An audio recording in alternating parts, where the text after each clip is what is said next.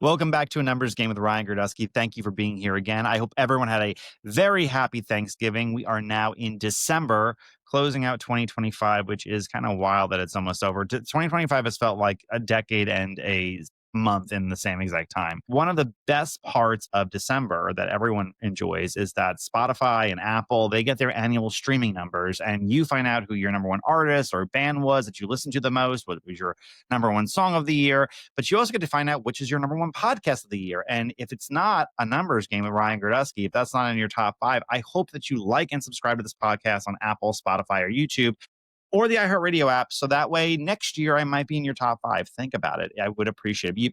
Your Christmas gift to me would be subscribing if you haven't yet.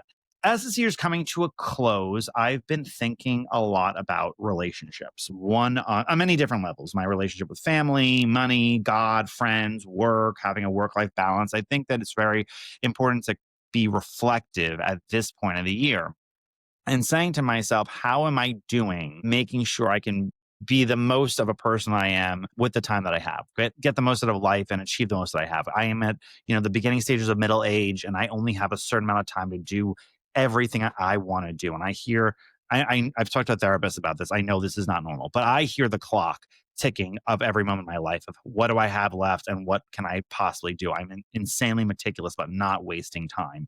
And it is how I've been able to have a podcast and a PAC and a political work and a nonprofit and all the rest of it. So at the very beginning of the year, what I always do is I make a list of 10 to 15 goals that I want to achieve this year. I write them down in my day planner that I carry with me everywhere. And then I don't look at it for the entire year. And at the end of the year, I look back and say, what did I achieve of this? What is important to me? What's not important to me? Because I'll write some things. I'll be like, oh, I want to write a nonfiction book about robots. And I don't know why I think these things. I didn't say that actual thing, but something crazy that I have really no interest in. And I'll be like, this was not a goal. Like this, I did not care. And it's not a failure when you don't do everything because your priorities change and your time changes. And certainly in 2024, in the beginning, I didn't say I want to have a podcast, but I didn't.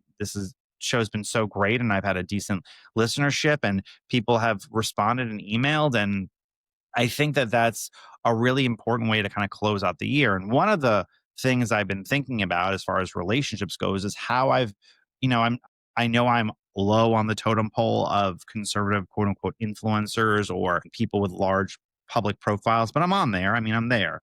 And I've managed to very actively stay out of the quote unquote Republican civil war, which is what I want to talk to you guys about. Because basically every talking head in the conservative movement has had this come to Jesus moment where they say, wow, Trump isn't going to be around forever. Where is this party going? Who's going to lead us? What do we believe in? Where's this endpoint? Or where's this moving towards? And there are people who really want the GOP to return to what it was before Trump, right? There are some people who want to take the party into a more populist place than it was before Trump. They want to find the way that true populism should move. Some people are looking at alternatives to Trump, right? Someone with more philosophical consistency, less drama, who's maybe funny. I mean, good luck finding that prize, but I'm sure it maybe exists somewhere. I don't know. And then there are some people who have been labeled as being part of the right. I don't know if they all are, who are using the moment to raise their own personal profiles and to continue the gravy train that Donald Trump has presented to conservative commentators. I think people don't understand how much money some people have made from telling Trump supporters everything they want to hear and trying to feed anxiety or hope or anything to these voters. And unfortunately, some of them are using this moment and using this kind of open question of who we are as a movement, where we're going as a people, as an American public, to say some genuinely anti-Semitic points. And I want to be very clear right now that not every criticism of Israel is anti-Semitic. Not arguing over American foreign policy is not anti-Semitic. Criticizing Bibi Netanyahu is not anti-Semitic. Not even every conversation about the war between Israel and Gaza was anti-Semitic. You can talk about things and not be anti-Semitic. However, when certain people, certain commentators who have been lumped in as part of the right, when they speak about Jewish people in a dehumanizing way and decide that it's important in this moment in 2025 to reference things that have happened almost 100 years ago, like the Holocaust, and insist that either it didn't happen or that it was, some commentators have platform people who said that it was not necessarily a good thing, but it was the best option available. Instead of really noticing and noting, if you have to talk about it, which you really don't have to talk about it, but if you must talk about it, noting how horrible and cruel and dark that point of humanity was, there are just some people in the commentary class who right now, in this year, in this time, have said talking about the horrors of World War II and talking about the past is more important than talking about the future. Talking about AI and declining fertility rates and family formation and inflation and, the amount of money we're going to see transfer from the baby boomer and silent generation to their children, and how to ensure that their kids can sit there and get, a start to have a family and buy a house and build wealth and generational value. Having real conversations that are very, very important. No, they're not having that. They're talking about World War II for some reason at a almost insanely, like it happens like every 5 minutes. Like there's not, like it's a lot of these conversations. I'm sorry, they're just stupid. They're retarded. Like there's no useful reason. There's no foresight about having this. There's no talking about the future and where we are going. And the people who are doing that, some of them I know, some I don't know, some of them I like as people. It's incredibly frustrating because it's all negative and it doesn't lead to anything positive towards 2026, towards where we're going, both as a party and as a people, and what we should really be talking about and concerned of. I have to say, there's a lot of things that keep me up at night. I have a lot of anxieties. I'm completely unmedicated for all of them, but I have a lot of anxieties. And the things that keep me up at night don't involve global Jewry or the Holocaust, or I mean, they don't make my top 10, top 100, top 1,000. And the things the things that are important are being missed in this last year. The things that will affect and shape our future, those conversations are not even happening, even though the country is moving forward on them. And we, as conservatives, are missing out on navigating where that stuff should go, where those policies should go. Other people are going to sit there and create the framework, mold our future, because we're arguing things that don't frankly matter and make us look crazy, make us look anti-Semitic, make us all look like we have a problem that I think is completely made up just for people who want to make sure that they continue to get clicks all the time to feed either their bottom line or their ego. And I want to just bring something to the attention of young right wingers right now, mostly young white men. I was one of you not so long ago. I guess it's getting further and further by the day. But those who look at the trends of the world and say, wow, people who look like me are being targeted for identity, and countries that my ancestors built all over the world are increasingly turning against me. And I'm worried about this. I am worried about the way the world is working and the way that I'm not going to have a future in it. And the language that the left has used, especially against white people. I get it. I fully and completely get it. I understand. And you feel like the right doesn't speak to those issues well enough either. But to those who are too young to have read enough history books or lived through enough history, you're hearing a ton of noise, an absolute ton of noise. And I have to tell you right now, you do not need to look up to anyone who praises Hitler. You don't need to have a private conversation about it. You don't need to joke about it. You're not being edgy. You're not being funny. Put the Holocaust aside for a second, and it was horrific and dark and terrible. But put that aside for a second. Let's say you are one of these young men who say, wow, the world that my ancestors built is completely gone. And the identity of European Americans, of European people, are being wiped away by mass migration, all the rest of it. And you will have data to back it up 100%. You shouldn't praise the man look up to the man or look up to anyone who is praising the man that caused a war that killed 50 million Europeans. And if that war had never happened, there'd probably be 100 million, I looked this up, 110 or 120 million more Europeans alive today had that war never started, right? 120 million more Europeans alive today had World War II never happened, including 75 million in Eastern Europe and 30 to 40 million in Western Europe. Hitler was such a piece of shit person. And I know that seems like redundant. Like, why are you bothering saying that? Everyone knows it because it's as World War II's living history is going away as older people pass away and the lived memories of those experiences go with them. People, it's becoming a meme. It's becoming a joke. And I get that 9/11 is the same thing. Everything in history kind of is less attached to you as you don't live through it. But I know you may not have experienced that. I know you may not have cared about this, but the ideas and the world that you live in have manifested greatly because of those actions, right? You can understand it and you can make fun of it, but it's not worth ever praising someone like that. And in this last year, so many young right wingers have lost jobs. They've lost careers because they have sat there and said, let's be edgy. Let's be edge lords. Let's sit there and have some fun. Let's say Hitler was great. I'm giving you professional advice. I'm giving you life advice as a man who's not that old, but who has walked through your shoes. You don't have to be like this. You don't have to look up to this person. And you shouldn't look up to anybody who sat there and praised him. They're all grifting. They're all lying to you right now. And they're leading you to profit themselves and harm you because it doesn't matter to them if you do well or not. And that's just the truth of the matter. And I wanted to bring it up. I hate lecture. I'm not trying to lecture anybody. I'm around a lot of younger people a lot through work and through other things. And I always say to myself, as somebody who lived in my early 20s, wanting to work in politics, really ambitious, really hungry for everything. Uh, I see so many people who are in those steps that I was in, who are being told information that will never help them get to a place where I am. Not even a place where I am, but a good job, a stable life, a career. They're turning you into ideas and thoughts that are not helpful for you. And I always look out for, especially people who I relate to, as far as they walked in the shoes that I walked in.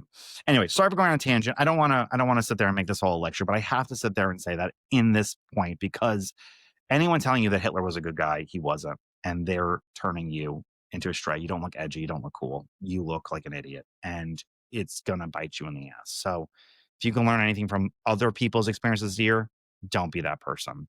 And also, half of them are so overweight they would never be able to survive in Hitler's army. I don't know where these overweight people think they would survive in fascism. It's you say that because you've never lived in authoritarianism. Like, half of you would never survive a single war, let alone Nazi training camps. Like, give me a break. Anyway, back to the Republican Civil War. Don't mean to go into a lecture, but I think there are some people who are having really legitimate arguments about the future of the MAGA movement and how to move it forward. And what does that look like? Does it exist after Trump? Does it exist in 3 years? Some who are arguing this because they want to stay relevant, but some people are really trying to have good ideas, solid ideas about where the Trump experiment moves and what is the next evolution of it when he retires, and God willing lives a long life and a happy life. I'm not going to name names on this fighting, but I think I know most of you know what I'm talking about, but I want to talk about how you said, understanding the moment, understanding that this chaos and this quote unquote Republican Civil War that has had a lot of my friends who are influencers feeling very kind of, not conflict is not the right word, but very stressed about. It's normal. Part of this is normal. Part of what you're seeing is completely healthy and it's been done before, right? This is not new where the right, or I'm sure the left, but definitely on the right, where we see our leaders changing, where we see the issues changing, and we don't know where to go from it. And so people squabble, especially the commentary class, even before the internet, this was happening. Here's the good news for everybody. Uh, you know, and you may be sitting there like James Dean Rebel Without a Cause or screaming, you're tearing me apart. But here's the good news. There will be a way. There will be a forward. And it won't include a lot of the ugliness. It won't include a lot of the anti-Semitism. And it won't include a lot of what the old right is sitting there, the Bush right wants to sit there and bring us back to. We're going to figure it out. But my next guest is probably the smartest person when it comes to the history of the right, the history of the conservative movement, and this conflict that came before and how it may help provide and navigate us into how it will sort itself out in the future. That's coming up next. Daniel McCarthy is the editor of Modern Age Journal, and he's written for so many outlets. It's not even funny. The New York Times, American Conservative, American Mind, First Things. just an overall brilliant, brilliant guy. Daniel McCarthy, thank you for being here. Oh, thanks for having me on, Ryan. So you wrote an article, and I want to talk about two of your pieces, but one of the main ones is for First Things. It's called "The Right's 30-Year War," and you draw the comparison of how kind of the right wing is having an internal conflict now, and comparing that to the '90s and what happened after the Cold War ended, because there was a real rift. And I think part of the rift right now is the kind of coming to Jesus moment. Like Trump's not going to be around forever as the main central arc that's been together. Can you expand on that? What you wrote? Yeah, so, if you go on social media, you'll often see conservatives of the baby boomer generation say, wouldn't it be great if Bill Buckley were still with us? He would be able to lay down the law on exactly what the limits of conservative discourse should be, and he would throw out anyone who was, too extreme on the right, and would basically create a sense of harmony and unity. And so I decided to go back and look at one of the sort of well-known conflicts that Buckley was involved in the late 80s and early 1990s. So just as the Cold War is wrapping up, you have this real conservative crack up. And it really starts, even during the Reagan years. But then once Reagan leaves office, you have George H.W. Bush come in. And there's this real question of whether Bush is carrying on the Reagan legacy. The Cold War is coming to an end. So there's the question of what happens to U.S. foreign policy after this. And related to that, there's also the question of what happens to trade. Immigration is in the mix as well. And already in the late 90s, you have a number of conservatives who are starting to question the sort of complacency you find in the conservative movement about things like immigration. So Chronicles magazine, for example, comes out in 1989 with an issue that says we really need to crack down on immigration. And that becomes quite scandalous. Richard John Newhouse, who eventually goes on to found the magazine First Things, he is an editor or is involved with the think tank that's publishing Chronicles. And he's outraged by this and says, well, we have to banish these people who are criticizing mass immigration. They're racists, they're xenophobes, they're nativists. So all these issues are bubbling up in the late 1980s and early 1990s. And then, of course, foreign policy comes into focus with the rush to war with Iraq and the Persian Gulf crisis. And Bill Buckley's called into this. And in the course of criticizing the idea that America is going to fight a war in the Middle East, Pat Buchanan goes on television, he goes on the McLaughlin Group, and says a number of things that indicate that, maybe this war is being pushed by people who have Israel's interests in mind and not America's interests. And that becomes a massive, massive media flap in the New York Times and elsewhere with these attacks on Buchanan, calling him an anti-Semite. And so Bill Buckley gets called upon to adjudicate and to declare whether or not he thinks Pat Buchanan is an anti-Semite.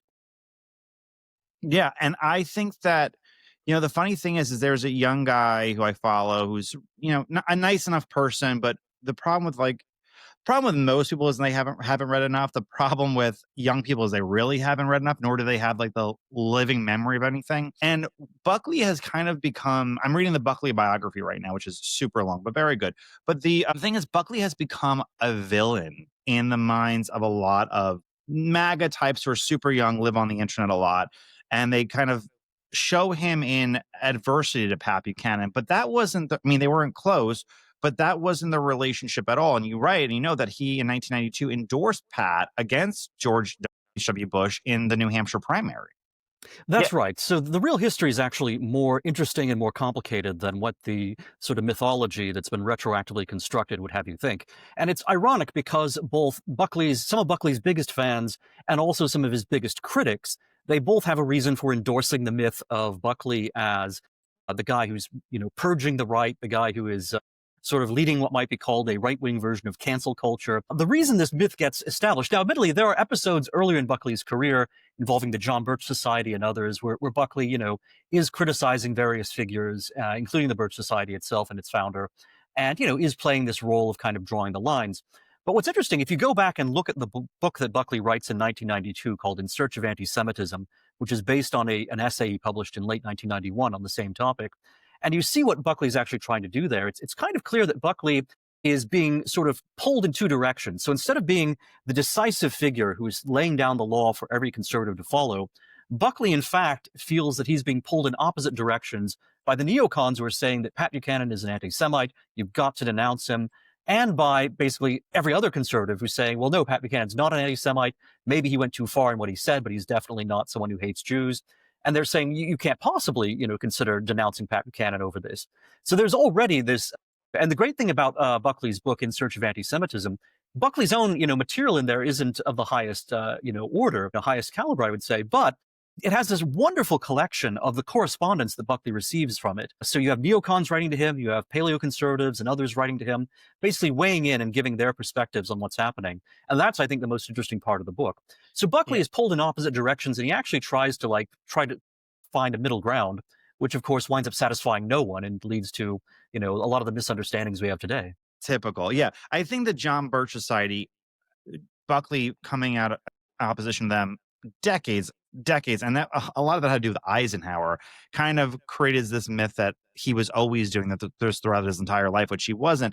And the most depressing part of your piece from First Things I was reading was, I mean, on one side you have Buchanan and you have Norman, but you have Murray Rothbard and Robert Novak, and then you have Henry Kissinger and Charles Krauthammer and Norman Podorowitz.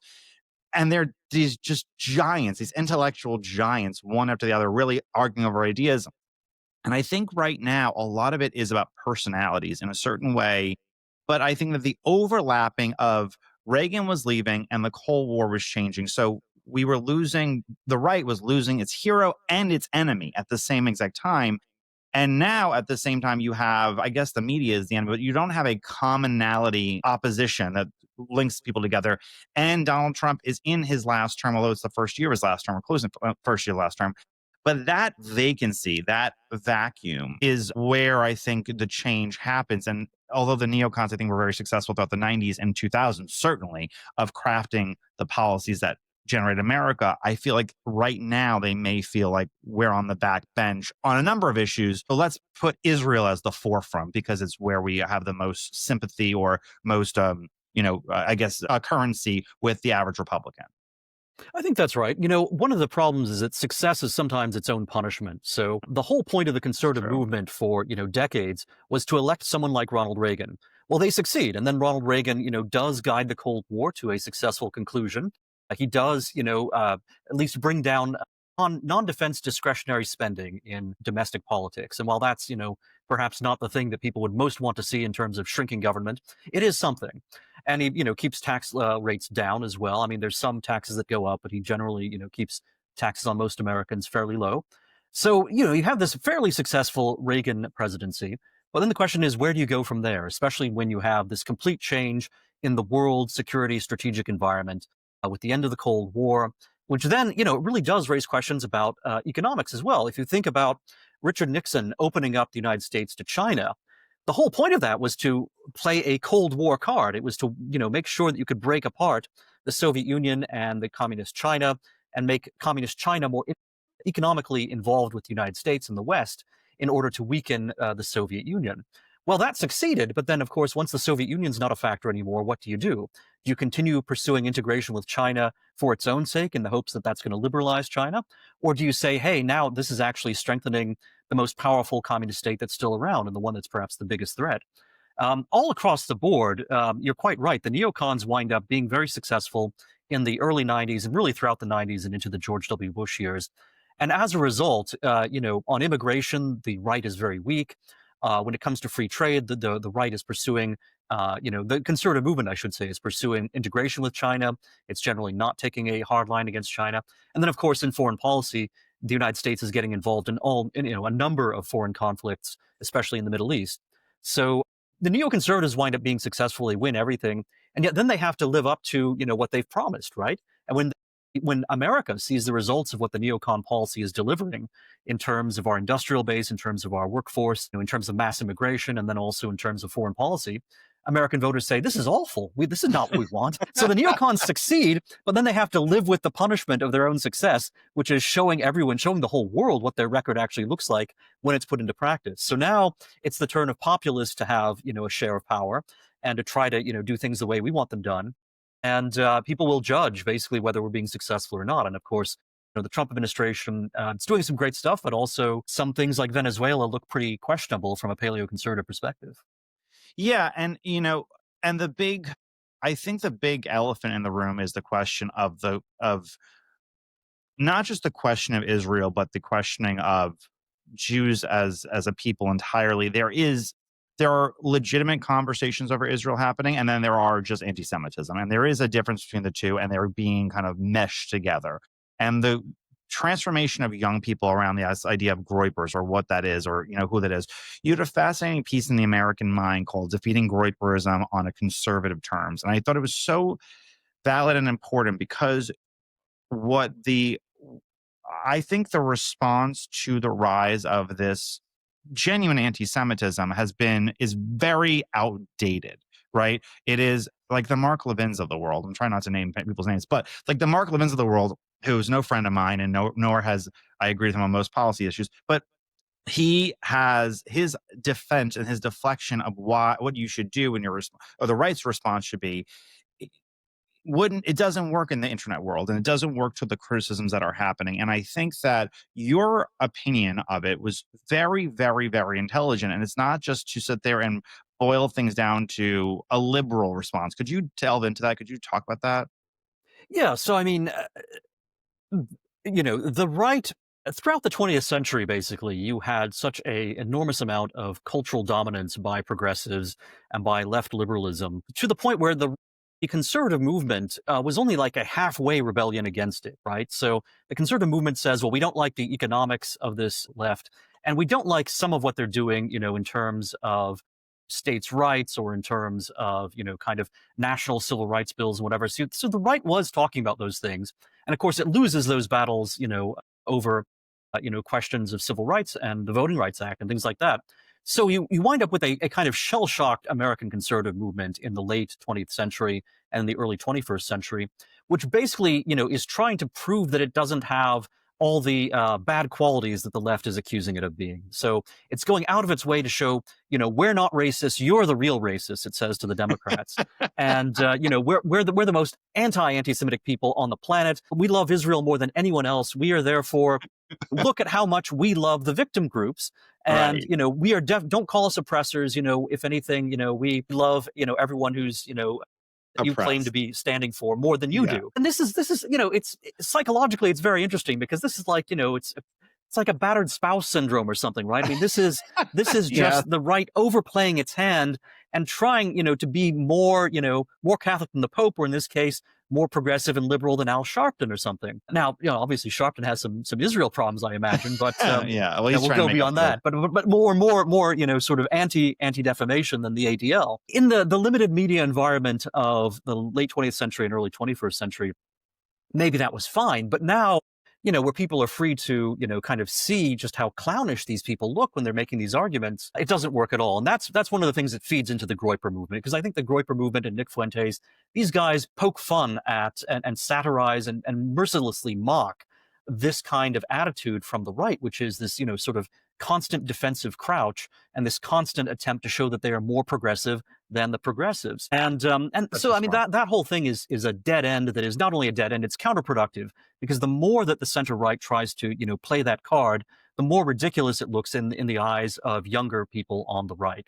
And Right. so, And they, yeah. yeah, and just to like add on to that point, it's like in the 2008 election or 2016 election when they were attacking Hillary for being too hard on crime. And you're like, what? Who are these voters all of a sudden that are appealing to it? And I would say that worldview is still a majority of members of Congress or senators. There's a bill in the Defense Authorization Act, which will force suburbs to like take massive Section 8 housing increases, and like because we don't have enough opportunity zones and enough welfare programs for certain minority groups. And it's always about how do you appease the people who vote against you at the cost of the people who vote for you. And that's what the right was doing. And that's why Donald Trump was such a, shock, not necessarily on all his policies, but at least in his rhetoric, a shock to the guardrails, let's say the Bill Cristols of the world have you.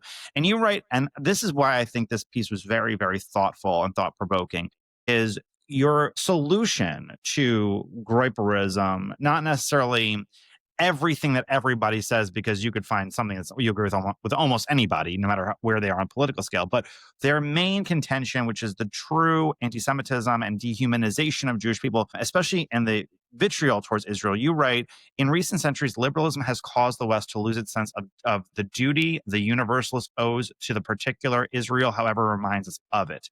Just what does that mean to I mean, it's very eloquently written. What does that mean to like the average person? Well, I'll kind of start from a fairly abstract position and then come down to something more concrete. So, in a lot of ways, progressive liberalism is an attempt to secularize and replace Christianity. And just as Christianity, is a religion that is universal and that, applies everywhere, God, loves all of mankind. Liberalism has this view that, liberal institutions are meant to serve the entire planet.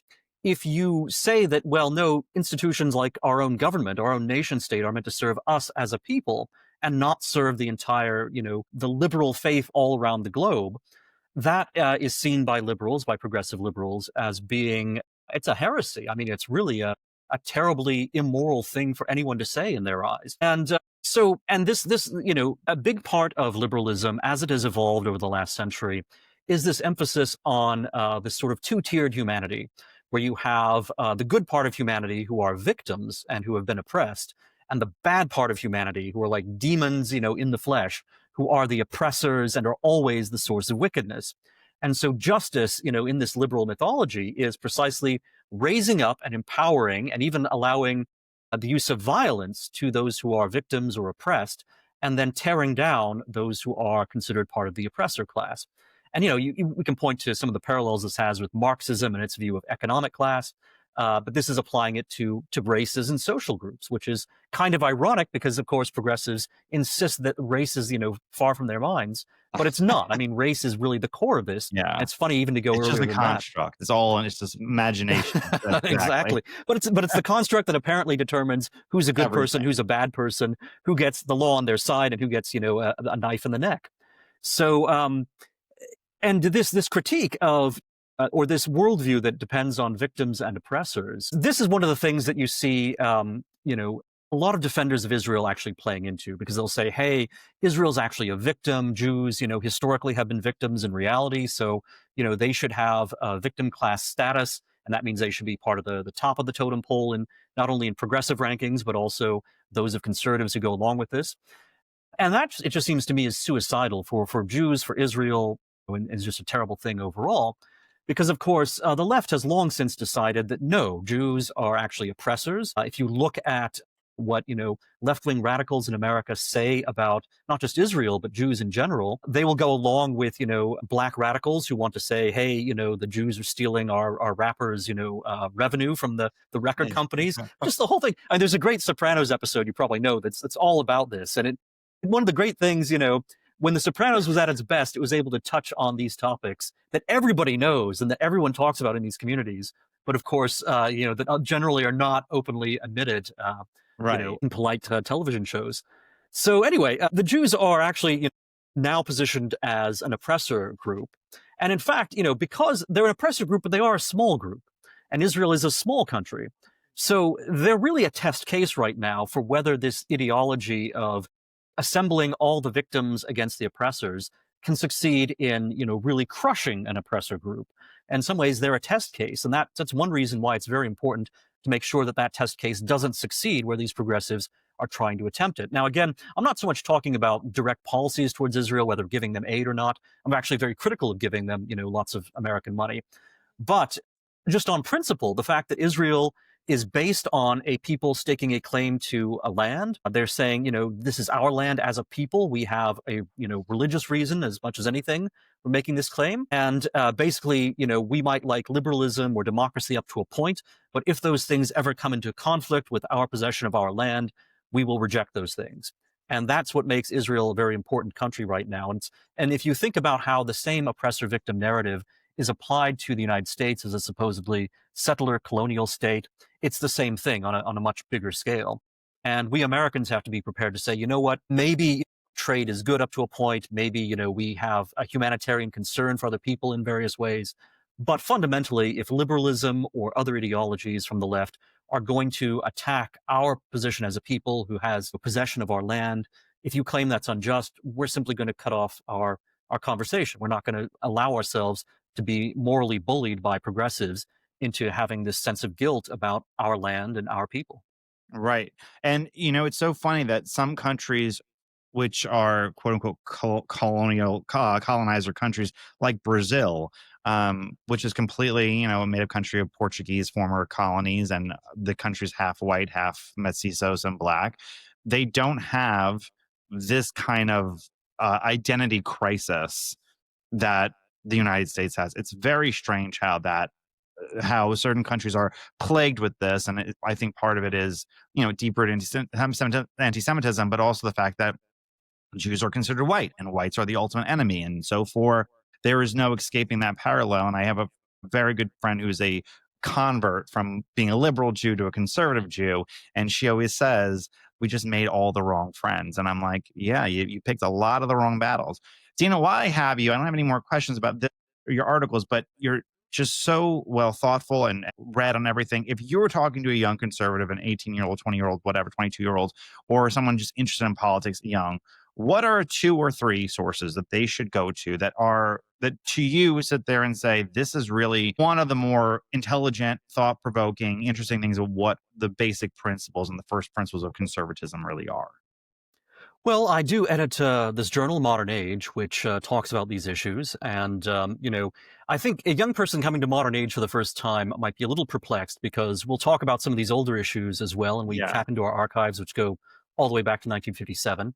But if they came to it on a regular basis, they would actually find an interesting sort of conversation across generations on the right, both from the new material we publish, the podcast that I do for Modern Age every and also this older material from Russell Kirk and Richard Weaver and others. By the way, they'd be interested to find out, I think, that many of these, sort of old these conservatives, Russell Kirk, for example, says in 1989, I think it is, that not seldom have certain neoconservatives mistaken Tel Aviv for the capital of the United States. Yeah, he So does. I think, instead of, following the Groypers down to, memes and just nonsense, you could actually ask yourself, well, why did Russell Kirk say that? And what was going on here? And Yeah. what were the neocons actually trying to get up to back then? You could look at, people like Richard Weaver and Robert Nisbet. They also had very conservative views, very right-wing views that I think would still appeal to a lot of the younger generation. Yeah, I'd because also say Go ahead. another source that I recommend is Chronicles magazine. So Mhm. Chronicles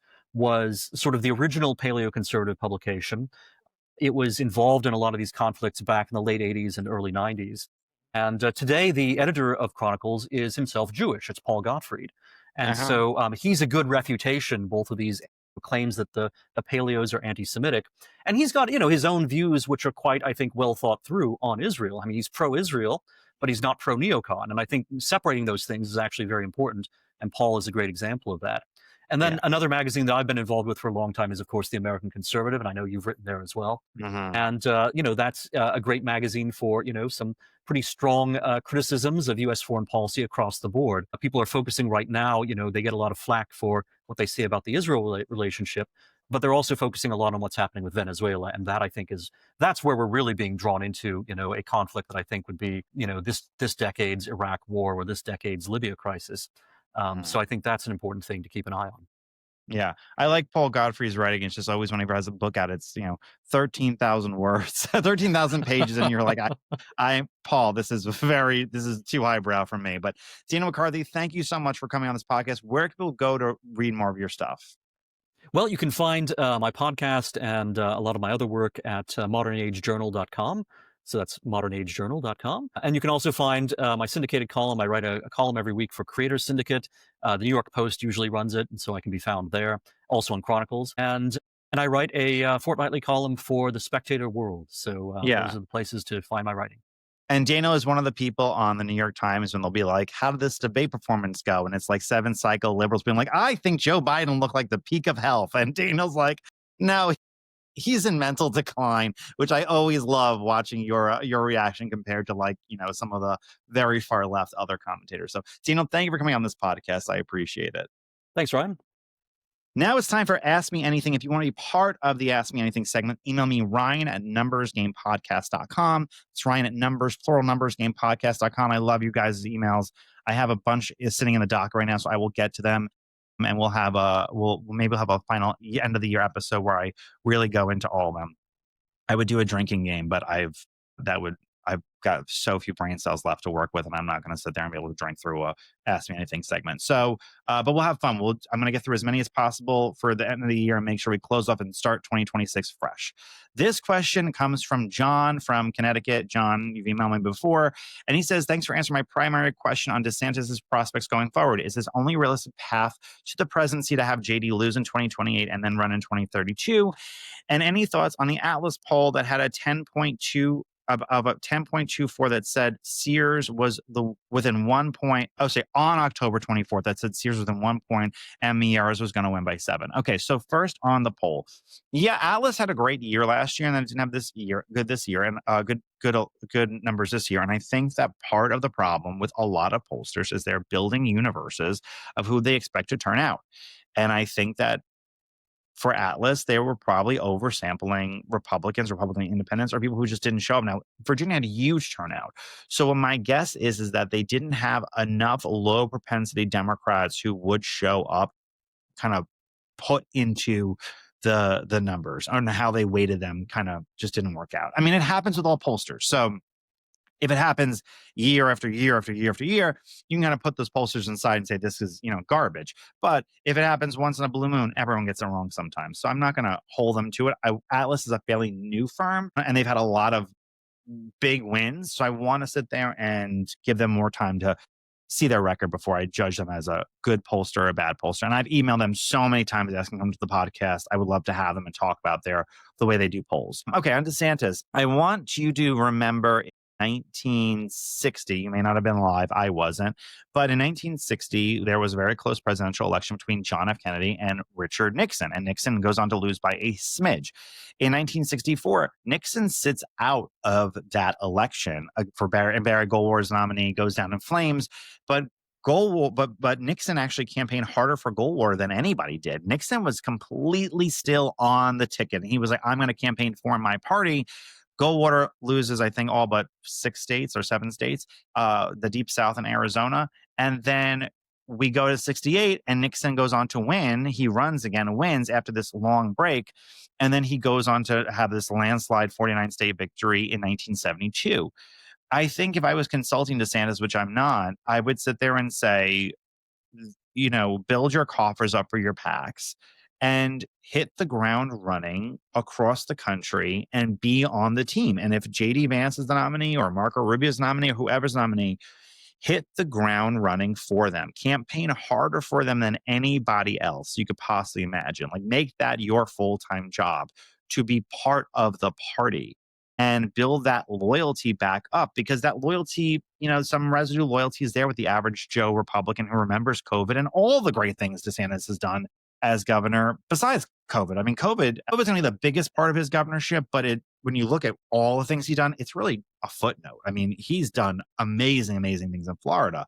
Finish out your term strong, be the biggest campaigner for the Republican Party across the country, go to every swing state, raise money for them, build loyalty, show you're part of the team, campaign for who's ever the nominee for president in 2028. And then if they lose in 2032, take another look at it.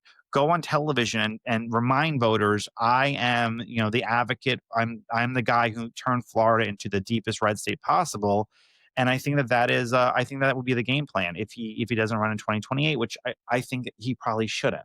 And if the Republicans win in 2028 and 2032 comes around, at that point, call it a day. Like, history is littered with men who would have made great presidents. It is what it is. You don't win. And running for office is like a window. And sometimes when it shuts for good. Ask Chris Christie, right? He had his chance in 2012, and that was his only chance. Ron DeSantis, unless Trump would have made him his VP, which in 2024, which is no telling he would have, unless he would have, then probably 2024 was the only time he could have ran for president. And if he didn't win, he didn't win. It happens. So happens to the best of them. Anyway, thank you for listening to this episode of the podcast. I hope you like it. Please like and subscribe in the iHeartRadio app, Apple Podcasts, YouTube, wherever you get your podcasts. And I will see you guys on Thursday.